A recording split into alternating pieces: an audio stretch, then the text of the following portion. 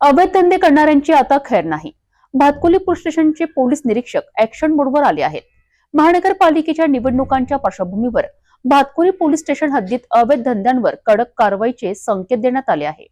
दारू, जुगार आणि वरली मटका चालवणाऱ्यांना थेट इशारा देण्यात आला आहे।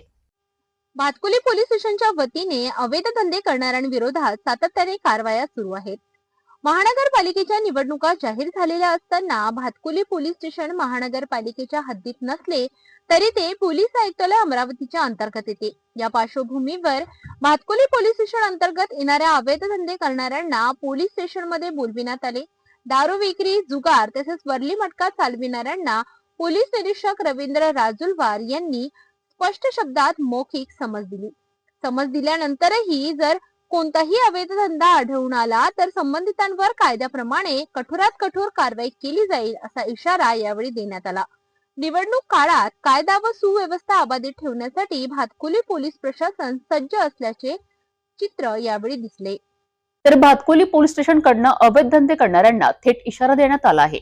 निवडणूक काळात कायदा हातात घेणाऱ्यांवर कडक कारवाई होणार आहे, हे आता स्पष्ट झाले आहेत।